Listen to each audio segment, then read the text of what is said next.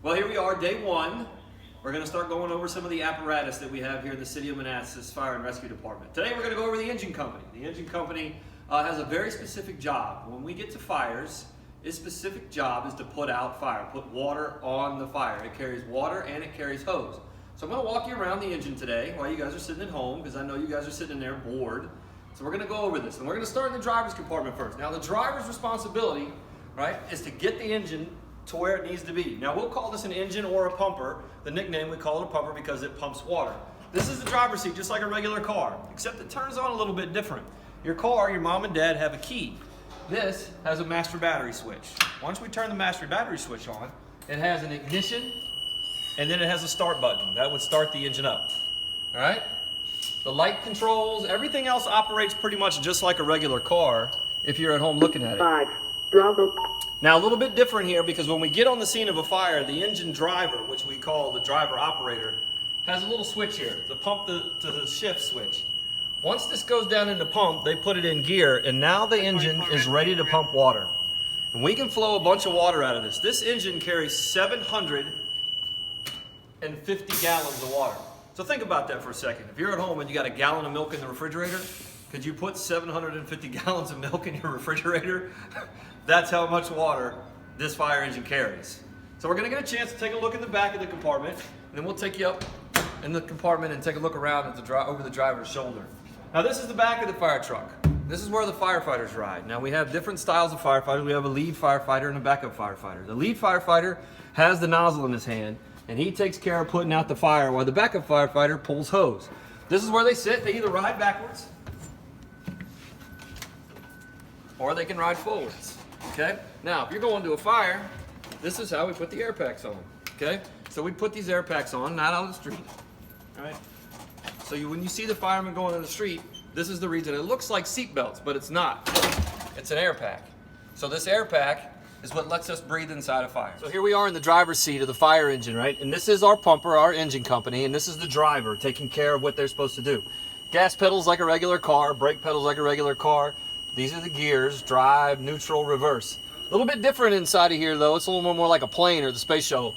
It has, the driver here has all the controls of all the lights. So when we turn this on, now you can see the lights going. They also wear headsets here because it's really loud inside of this cab. So you can see, once we put this on, that these cancel out all the noise outside. So when you have the horns, you guys can get out of the way when you hear those, but now your ears aren't hurting. So this is basically the driver's job. They don't really touch the radio. That's the officer's job. They do have foot pedals down here that they can push for the siren and the horn, so they don't have to take their hands off the steering wheel. This is basically what the driver does. So once the driver gets out of fire and makes their way back here, they put the pump to shift in and put this into pump mode. They have a pump panel here. This pump panel controls all the hoses that we have all over this fire truck, and water coming in and out of the fire truck. So basically we have intakes and discharges. So basically each one of these handles controls one of these hoses, and each one of these gauges that you see all the way through controls a hose. So what happens is, we're gonna go put out a fire. This isn't like a regular garden hose at your house, right? We can put a whole bunch of water once we pull this handle into this hose. It goes about 200 feet away, whether or not we've got to go inside of apartments, inside your house, inside a garage, or off into the woods. This goes 200 feet. If it needs to go longer, we'll just extend it. Now let's make our way through the compartments and show you exactly what we carry inside the fire engine. Now the very first compartment is we call the driver's compartment, and both of these flip up, and they have mostly everything that the driver needs. This is where the driver takes care or puts their gear, and they have all the same gear that we have, plus some fire extinguishers in here in case we don't need the water or water isn't going to put out the fire. In the top part of this compartment up here is all of our adapters and all of our tools so that the driver can hook hoses to the fire engine. You can see some of the larger adapters, some of the smaller adapters. We have a Y, and they controls all of this to be able to make sure that we have enough water to put out your fire. Plus, they have an air pack also. Now in the next compartment, you guys can see that we open this up, and now this is all our small hand tools. All the small hand tools, we have some axes, we have some hooks, shovels in case we have a fire outside. We have some bolt cutters in case we get to a fire where there's a gated community or a gate and we can't get past that. The bottom compartment down here carries some more stuff for the driver if we're going to have to draft out of a lake or a pool. If you got a pool and we don't have a hydrant, we're going to take you water, right? We also have some oil dry at a car accident. We carry water for drinking. We carry our cones in here and our chimney kit for on a fire. Let's make our way around the backside of the engine right now. You guys come on. And we'll take a look at the hoses that the driver has to deal with. Now, we have attack lines and we have supply lines. The attack lines is what we use to attack the fire. And that comes off of this left side of the truck. Over here, we have our supply lines, where we have a hydrant or we need to run some water from other engines that we block up down the street.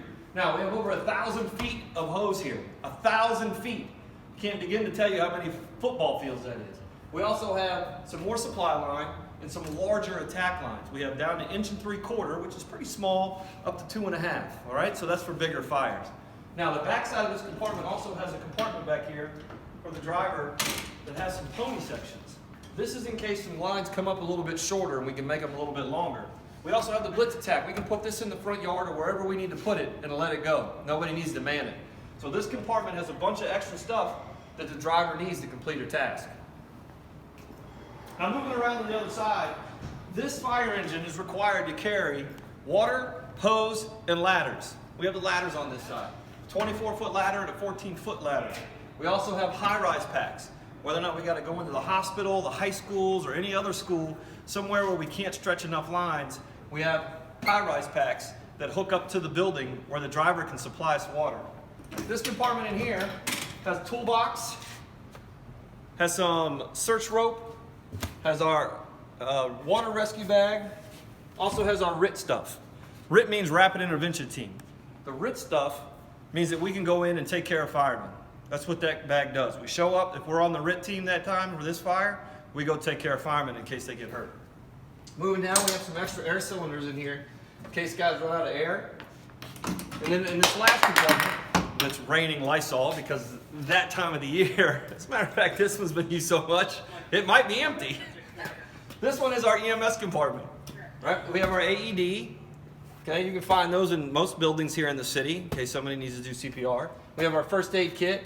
We have also our EMS bin with suction unit. So basically any EMS call that we go on, we can take care of it. I'm gonna put this right back here. Wait, it's empty. I'll put it right here. Just to remind me that we can take care of that. This side over here is where we hook up some hose. Has an intake. It also has some discharges for some large size hoses that can come over here. We can also break it down to smaller hoses. Supply line on this side also. Now this side over here, wait, let's back up a little bit. We have a booster line. The booster line is an inch hose. In case we don't want to pull these hoses, it's a little bit longer. It can go into the woods. We can wrap it around things. Or if it's a small fire, like a dumpster fire. So this side, where the fireman rides, is called our lead side. This guy usually grabs a nozzle. So the reason we call this the lead side is because he's sitting directly behind the officer. Now it doesn't really matter what side you sit on because it walks all the way through. Some firemen like to ride backwards. Some firefighters like to ride forwards. Doesn't really matter. And they have a headset too that helps them so they can talk to the guys up front. All right, let's check out the officer's seat. Now the officer controls everything on the fire truck. He is totally in charge. Now once the battery's on, he has 2 foot pedals down here which controls the sirens and the air horns. You can see those. Okay. Then he also has a pull rope for horn. He also has the computer so he can see and relay the message through his headset back to everybody on the fire truck what exactly is being told to the 911 dispatcher. This is the best spot in the ride right here. Making our way around to the front, we got a little decorative bell in here. We use this at parades, right? Then we got an intake, so we can take water in from all 4 sides of this fire truck. This is the siren that everybody hears. When you're going down the street and you hear the siren, this is what you hear right here. Stay right there, I'm gonna let you listen to it.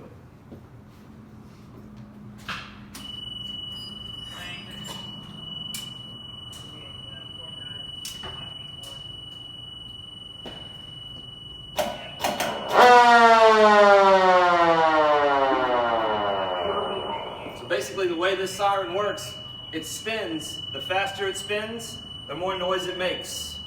So this is what you hear. So if you hear this, you gotta tell mom and dad to move over to the right, slow down. All right, that's all for the engine. We'll see you guys next time. We're gonna go over the tower ladder.